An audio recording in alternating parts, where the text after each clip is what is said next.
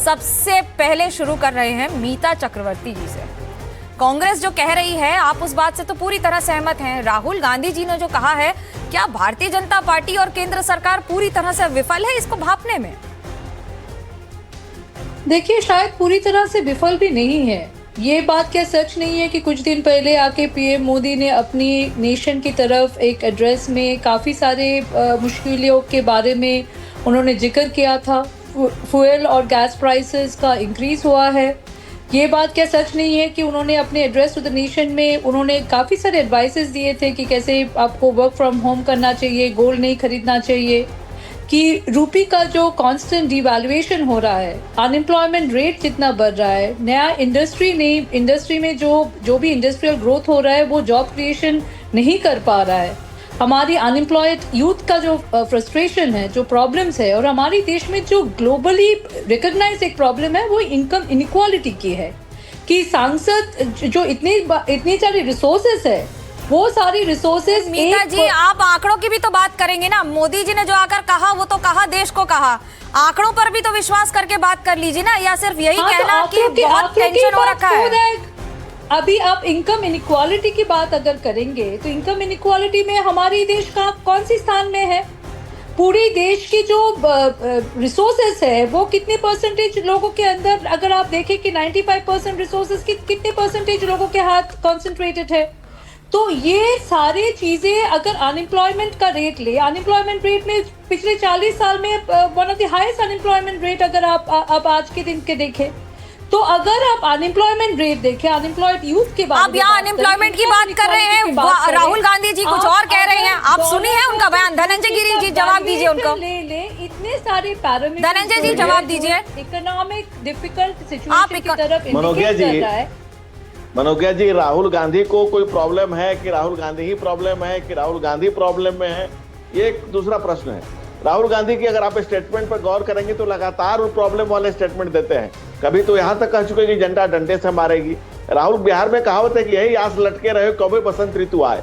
राहुल गांधी जो अपनी फेलियर को, अपने लगातार हो रहे हताशा और निराशा को चुनाव में, अभी अब कह रहे हैं कि हमारे पास मैसेज आ रहे हैं। अभी कुछ दिन पहले तक वो चुनाव आयोग को बीजेपी से मिला हुआ बता रहे थे, और अभी चुनाव आयोग से उनको मैसेज आ रहे हैं। कोर्ट में जब उनके खिलाफ कोई निर्णय होता है तो कहते हैं कि भाई सब लोग मिले हुए हैं, और एसआईआर में जब कोर्ट में हारते हैं तो कहते हैं कि भाई न्यायपालिका ठीक से काम नहीं कर रही है, और अभी उनको मैसेज आ रहे हैं। अब राहुल गांधी कंफ्यूज हैं कि फ्यूज हैं कि डिफ्यूज हैं, जनता के द्वारा पूरी तरह से रिफ्यूज है। और अगर आप आंकड़ों में बात करें तो विदेशी मुद्रा भंडार सबसे ऑल टाइम हाई है। आप इस देश में सबसे ज्यादा यूनिकॉर्न अभी इसी सरकार के दौरान बने हैं। अगर ईवे बिल की जनरेशन की बात करें तो भी लगातार हर महीने बढ़ रहा है। 12.9% के बारे में भी बात कर लीजिए भाई। आपके सवाल एक साथ पूछ लीजिए। मनोज्ञा जी देश के नामचीन पत्रकार हैं, उनके सवालों का जवाब दे लूं। मीता जी, आपके बीच में तो कोई नहीं बोल रहा था ना, फिर आप कहती हैं आपको समय नहीं देते हैं। सबसे पहले आप ही को बोलने दिया है मैंने। हाँ जी, बिल्कुल, मैंने तो नहीं बोला कि सर्विसेज भी अप्रैल में 58.5% था, 58.9% हो गया। बिजली खपत अब भी लगातार 3.5% से 5.9% हुई है। इनके सरकार में इन्फ्लेशन लगातार डबल डिजिट में था, अभी 3.8% पर है। आप किस पैमाने पर, किस मानक पर, किस चीज पर बात करते हैं? विदेशी मुद्रा भंडार की पर बात करते हैं, मैन्युफैक्चरिंग में बात करना चाहते हैं, जीडीपी पर कैपिटा के बारे में भी बात कर लीजिए। किस डाटे पर, किस पैमाने पर, किस चीज पर आप बात करना चाहते हैं? अगर राहुल गांधी पर कैपिटा में बात कर लीजिए, लिविंग स्टैंडर्ड्स के बारे में बात कर लीजिए, इनकम इनइक्वालिटी के बारे में बात कर लीजिए। और कांग्रेस पार्टी की दिक्कत यही है, राहुल गांधी की दिक्कत है कि राहुल गांधी से दिक्कत है कि राहुल। अच्छा चलिए, मैं आपको आंकड़े ही बता देती हूँ। एक मिनट मीता जी, आपको जरा आंकड़े बता देती हूँ। ये इंटरनेशनल मॉनेटरी फंड के आंकड़े, IMF के आंकड़े हैं, क्योंकि देश की सरकार के आंकड़ों पर आपको थोड़ा कम विश्वास होता है कभी कभी, तो मैं बता देती हूँ। भारत के हिसाब से उनका 6.5 हमारा ग्रोथ रेट रहा है। अमेरिका का ग्रोथ रेट 2.3 है, चीन का ग्रोथ रेट 4.4 है, जापान 0.7, जर्मनी 0.8। बेस लाइन के बारे में भी बात कीजिए। आप अमेरिका का अगर आप टोटल मार्केट वैल्यू देखेंगे और उनका growth rate percentage wise compare करेंगे, then it's like comparing apples with oranges. आप मुझे जीडीपी पर कैपिटा बता दीजिए। यूपीए सरकार के वक्त, अगर if I am not mistaken, GDP per capita में हमारी स्थान था 136, अभी क्या स्थान है? अराउंड 148। तो कुल मिलाकर अच्छा कुछ नहीं है। जो है सब खराब है, जो किया कांग्रेस ने अच्छा किया, बीजेपी जो कर रही है खराब है, फिर भी वोट में। अच्छा, अगर चीफ इलेक्शन आपके सीईसी आपको लगातार मैसेज भेजते हैं, चुनाव का हार जाते हैं, हमको ये भी बता दीजिए ना। अगर इतने मैसेज आ रहे, सरकार उनकी है, सिस्टम हमारा है, बड़ा मशहूर डायलॉग था, हर्षवर्धन जी को लेकर आऊंगी मैं इसके जवाब के लिए। हर्षवर्धन जी, बड़ा फेमस डायलॉग है एक सिनेमा का, मूवी का, सरकार उनकी है, सिस्टम हमारा है, कुछ ऐसा ही तो नहीं चल रहा है यहाँ पर? नहीं, देखिए क्या कहें मनोज्ञा जी, अब मुझे तो बड़ा आश्चर्य होता है। वैसे एक आंकड़ा मैं बता देता हूं जिससे लोगों को समझ में आ जाए। मनमोहन सिंह के समय में भारत की प्रति व्यक्ति औसत आय थी 75 से 80 हजार रुपए, और आज वो है 2 लाख रुपए। ये एक प्रति व्यक्ति औसत आय का आंकड़ा है, इसको जानना चाहिए। और भारत में पिछले 12 वर्षों में कोविड काल का आंकड़ा है, जिसको ज्यादातर प्रवक्तागण लोग कोट कर देते हैं, कहते हैं कि 40 साल की सबसे ज्यादा बेरोजगारी है, वो कोविड के समय की थी। पिछले कुछ समय में सबसे बेहतर रोजगार के आंकड़े रहे हैं। अब चूंकि फैक्ट पर बात नहीं करनी होती है, राहुल गांधी की तरह रेटोरिक पर बात करनी होती है। सोचिए, जो चीफ इलेक्शन कमिश्नर उनको 3 साल से मैसेज कर रहा है, उसके घर पर आगरा में इन्होंने पत्थर चलवा दिया, उसके बेटी दामाद के बारे में जानकारी लीक करके उनके ऊपर निजी हमला करवाया, और बार बार वो कहते रहे, प्रियंका गांधी और राहुल गांधी ये लगातार नाम लेकर, चीफ इलेक्शन कमिश्नर का नाम लेकर उनके ऊपर हमले करते रहे। तो पहले तो ये बताना चाहिए कि मुख्य चुनाव आयुक्त का वो जो मैसेज आ रहा है वो क्या है। दूसरा, अगर आपको हेड ऑफ इंटेलिजेंस, आपको अगर जुडिशरी, आपको अगर हर कोई मैसेज कर रहा है, तो इसका मतलब ये है कि आप तो सरकार चला रहे हैं, आपके पास सारी जानकारी है।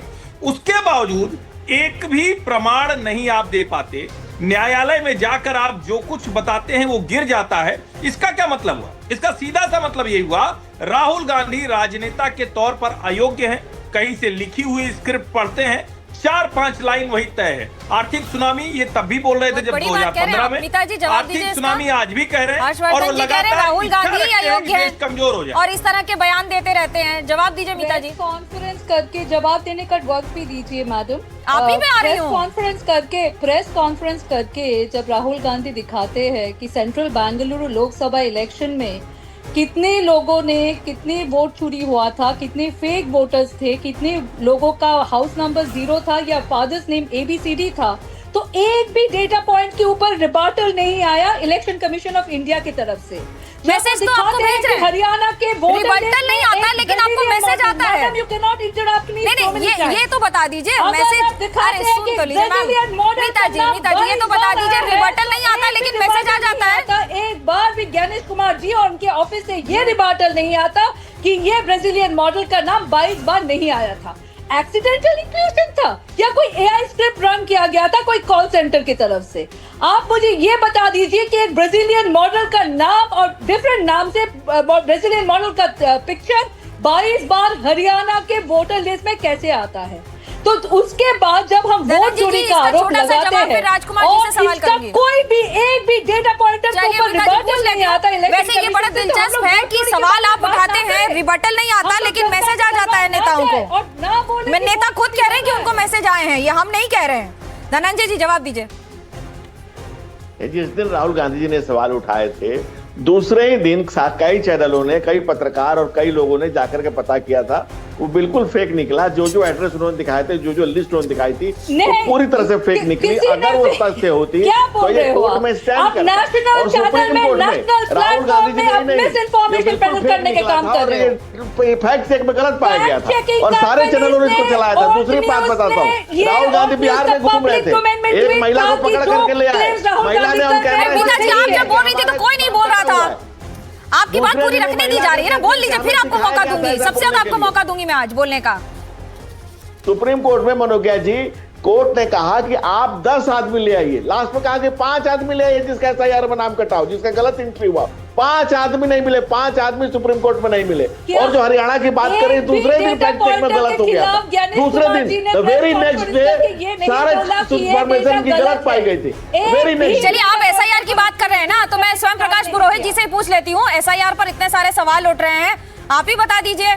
SIR की प्रक्रिया पर सवाल उठते हैं, जब मांगा जाता है सबूत, तो सबूत के बाद सुप्रीम कोर्ट अपने नुमाइंदे भेज देता है कि ठीक है, आप जाकर इस पूरी प्रक्रिया को देखिए, और फिर बंगाल में आप उन्हीं को अपनी कस्टडी में रख लेते हैं, आपके नहीं बंगाल के देखिए लोग। एसआईआर की प्रक्रिया पर तो हमने शुरू से सवाल उठाया था। जी। हमने खुद नाम भरे, फॉर्म भरे एसआईआर में, मगर एसआईआर का जो प्रक्रिया थी उसमें जो सॉफ्टवेयर का इस्तेमाल हुआ था, 1,33,00,000 लोगों को लाइन में खड़ा कर दिया गया 3 बार, और उसके बाद में सुप्रीम कोर्ट ने जब इंटरवीन किया तो वापस लोगों के नाम जुड़े, अभी तक जुड़ रहे हैं, और इलेक्शन कमीशन ऑफ इंडिया ने चुनाव भी करवा लिया, नई सरकार भी बन गई। तो ये सब एसआईआर तो अब इनके लिए कोई मुद्दा नहीं है, क्योंकि बड़ी ताकतें हैं ना, देश को एक बड़ी ताकत चला रही है। असली मुद्दों पर बात नहीं करना है। राहुल जी ने आज जो कहा है वो तो असली मुद्दा है देश का। देश की अर्थव्यवस्था असली मुद्दा नहीं है। देश के प्रधानमंत्री आज एक कंपनी मैंने सुना है शेयर मार्केट में लिस्टेड है, उस कंपनी का स्कैम आया 15.5 लाख करोड़ का, और वो कंपनी फर्जीवाड़ा करती थी, और वो लिस्टेड है, और लाइफ इंश्योरेंस कंपनी कॉर्पोरेशन का इन्वेस्टमेंट है उसमें। मेरे मित्र हर्षवर्धन जी बैठे हैं, बहुत बोलते हैं, बहुत डिफेंड करते हैं सरकार को। उनको पूछिए, ये जनता का पैसा है। जनता का पैसा अगर आप उद्योगपतियों में, और ऐसे उद्योगपतियों में जो फेल हो रहे हैं, अगर उसमें लगा रहे हैं। अभी बात राहुल जी की हो रही है ना, फिर राहुल गांधी जी से आप फिर इधर उधर जाइए। मेरी बात सुन लीजिए, आप इंडिया ब्लॉक से हैं, ये बात तो तय है। मैं जरा राजकुमार भाटी जी से भी पूछ लूं। स्वयं प्रकाश जी, मुद्दे पे ही बात कर रही हूँ, मुद्दे पे ही बात कर रही हूँ स्वयं प्रकाश जी, सुन तो लीजिए। मैं कह रही हूँ राजकुमार भाटी जी से भी पूछ लेते हैं ना, समाजवादी पार्टी भी एक ही मंच पर है सब साथ में। जब आप पक्ष और विपक्ष की बात करते हैं, राहुल गांधी जी जो कह रहे हैं उससे पूरी तरह से सहमत हैं कि भाई चुनाव आयोग से उनको मैसेज आता है, लेकिन चुनाव पता नहीं क्यों हार जाते हैं।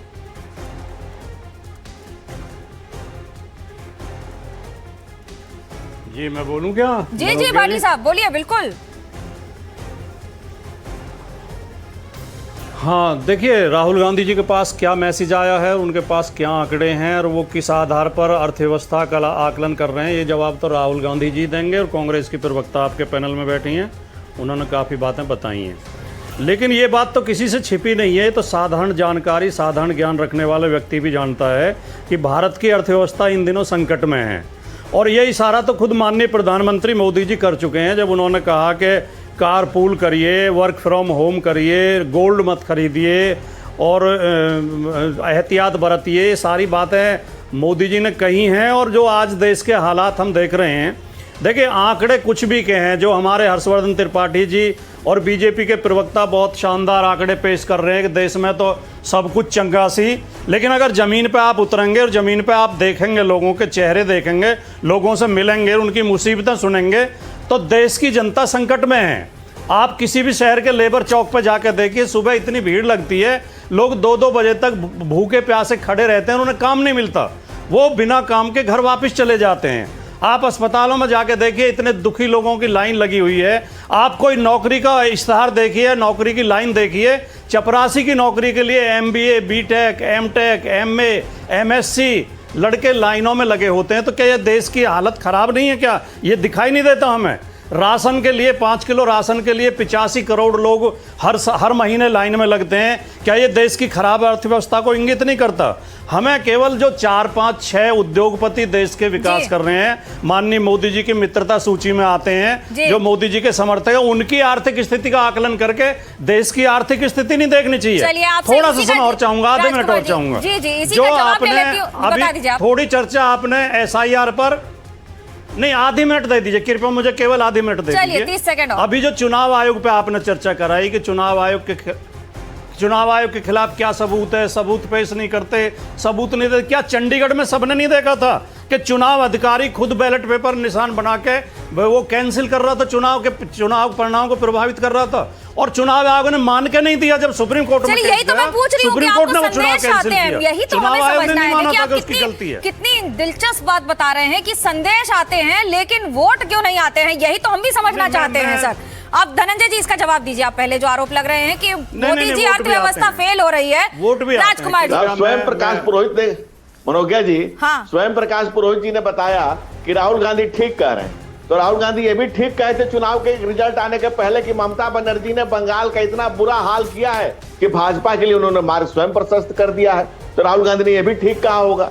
कि रे भाई ममता बनर्जी के जिस बंगाल का जो बुरा हाल किया उसके कारण भाजपा वहां चुनाव जीत रही है। रिजल्ट आने के पहले राहुल गांधी ने घोषणा कर दी थी। बदले बदले से सरकार नजर आते हैं। ये टीएमसी के जितने प्रवक्ता आते थे लगता था स्क्रीन तोड़ के बाहर आ जाएंगे, लेकिन आज की इनकी स्थिति देखिए, जो बंगाल में जिस तरह से इन लोगों ने कत्ल गारत का जो पेशे मंजर किया, आज बंगाल की जनता ने नकार दिया, तो समय समय से सरकार नजर आते हैं। दूसरी बात अब सुनिए, भाटी जी कह रहे हैं कि 85 करोड़ लोगों को अन्न मिल रहा है। 85 करोड़ लोगों को अन्न मिलने के बाद गेहूं का बफर में stock 817.5 lakh tonne 53 lakh tonne है, यानी कि ऑल टाइम सबसे ज्यादा रिजर्व गेहूं का अन्न भंडार है। तो अन्नपूर्णा काशीपुराधीश्वरी अन्नपूर्णा मोदी जी 85 करोड़ लोगों को 5 किलो बांट रहे हो, सबसे ज्यादा बफर स्टॉक आज हमारी सरकार में है। तो भाई आप कह रहे हैं कि पहले लोग जाइए तो पहले क्या घर से पकड़ के लाना पड़ता था, घर से पकड़ के लाया जाता था।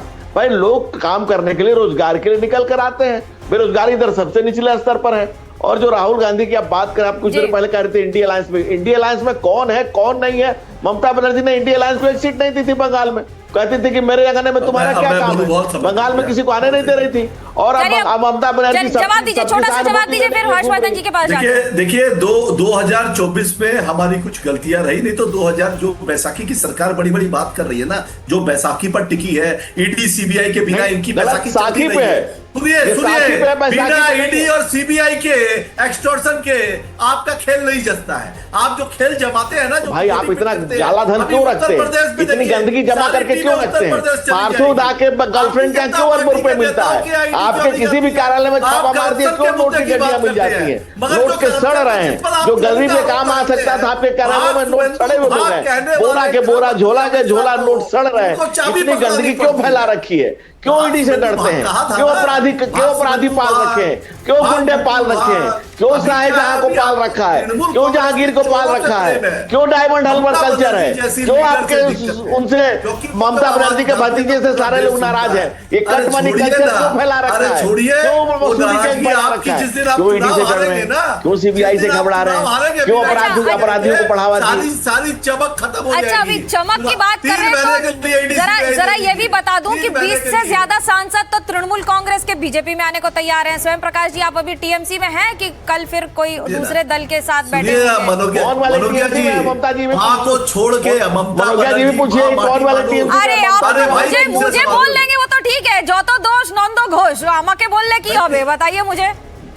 मनोज्ञा जी सुनिए, ममता बनर्जी की जो पार्टी है माँ माटी मानुस की वाला टीएमसी में है, माँ ममता बनर्जी के साथ हम लोग सब है। अरे ममता बनर्जी, टीएमसी कौन सा क्या होता है? तुम्हारा कौन सा बीजेपी है? अमित शाह का ही तो बीजेपी है, थोड़ी तुम्हारे शुभेंदु अधिकारी का चलता है। ऋतुव्रत बैनर्जी और काकोली घोष 10 दिन से पिछले हफ्ते तक यही कहते थे।